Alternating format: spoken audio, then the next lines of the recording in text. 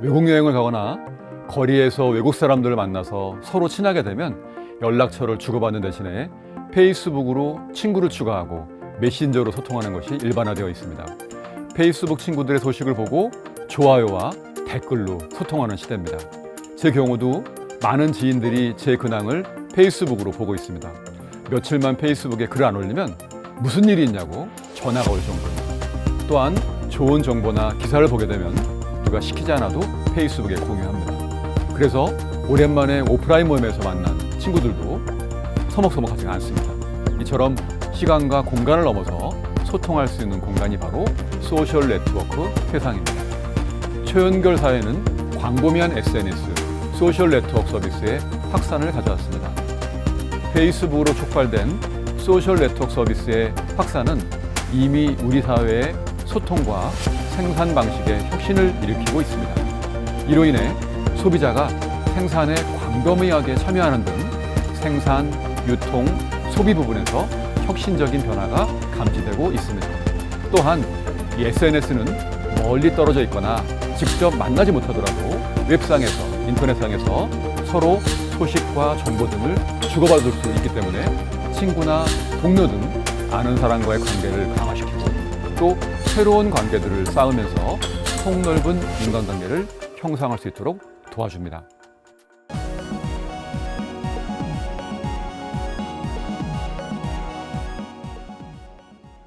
여러분은 주로 어떤 소셜 네트워크 플랫폼을 사용하시나요? 세계의 모든 사람을 연결하겠다는 목표를 지닌 페이스북은 자체 통계에 따르면 가입자의 70%가 미국이 아닌 다른 국가에 거주하는 사람들로 알려져 있습니다. 전 세계 인구 중에 27억 명이 사용한다고 합니다. 페이스북은 그날 자기의 감정이나 느낌, 의견 등을 사진이나 동영상으로 페이스북에 올려서 소통하는 공간입니다. 그래서 페이스북 화면에는 매일매일 무슨 생각을 하고 계신가요? 라고 물어보고 있습니다. 페이스북만큼이나 젊은 사람들이 많이 사용하는 플랫폼 중에 하나가 바로 인스타그램입니다. 특히 여성들이 많이 사용합니다. 사진 한 장과 짧은 문구로 자신의 감정과 정보를 교류하는 공간입니다. 주로 음식과 패션, 여행 정보 등을 많이 볼 수가 있습니다. 요즘 핫한 SNS는요, 뭐니 해도 유튜브입니다. 유튜브. 글자나 사진보다는 영상으로 정보를 공유하는 공간입니다. 예를 들어 김치찌개를 잘 만드는 노하우, 외국어를 잘하는 노하우, 여행의 노하우, 그 내용들은 다양한데요. 유튜브로 영어를 공부하는 학생들이 늘어나면서 요즘에 외국어 학원 수강생들이 줄고 있다고 합니다. 커다란 카메라나 거창한 방송 장비가 없어도 스마트폰 하나로도 영상을 촬영하고 편집해서 유튜브에 올릴 수가 있습니다. 그리고 이렇게 올린 영상은 구독자들이 시청을 하고 댓글로 소통하기도 하죠. 유명 유튜브 크리에이터들의 경우에는 웬만한 연예인들보다 팬들이 더 많고 더 많은 수익을 올리기도 합니다.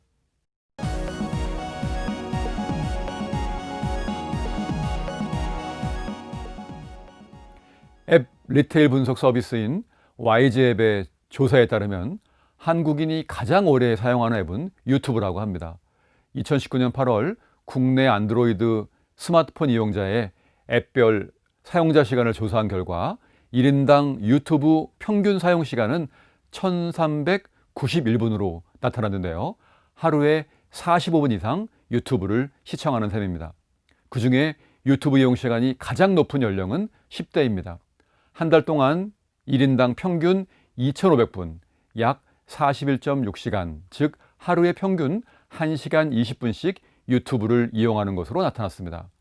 초록창으로 대변되는 네이버 검색을 하고 또 실시간 검색의 순위를 보면서 반응하던 사람들이 이제 옛날 사람들이 됐습니다.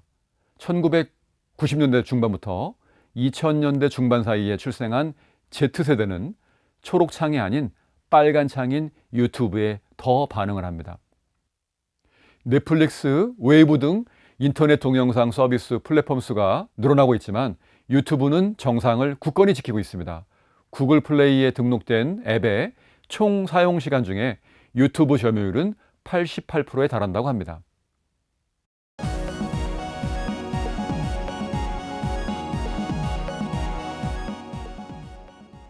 5G의 초고속, 초저지연, 초연결 특성을 활용해서 고정된 사각형 프레임에 갇혀있던 영상은 이제 360도로 촬영된 입체 영상으로 진일보했습니다. 그래서 다양한 사람들에게 실시간으로 공유할 수가 있습니다. 화면 터치만으로 멀리 떨어져 있는 상대의 주변을 돌려보면서 시간과 공간을 함께 경험하고 공유하는 커뮤니케이션의 시대가 도래한 것입니다. 리얼 360도 앱에서 사용자 SNS 계정을 설정하면 SNS를 통해서 실시간 스트리밍도 할 수 있습니다. 여행 중인 지역의 풍경, 격렬한 아웃도어 스포츠를 즐기는 순간 등을 360도 화각으로 함께 즐길 수가 있습니다. 스트리밍 외에도요, 영상 통화를 선택하면 1:1 통화뿐만 아니라 친구를 최대 4명까지 초대해서 핏 360을 착용한 사람들이 주변을 함께 구경하면서 통화하는 그룹 영상 통화도 가능합니다. 이처럼 4차 산업혁명 5G 시대, 소셜 네트워크는 글자나 사진만으로의 소통하는 것을 넘어서 360도 입체 영상으로 소통하는 시대로 변화하고 있습니다. 4차 산업혁명 시대를 대표하는 용어라고 한다면 초연결을 제시할 수가 있습니다. 4차 산업혁명 시대의 근간을 이루고 있는 기술의 상당수는 연결의 기술인데요.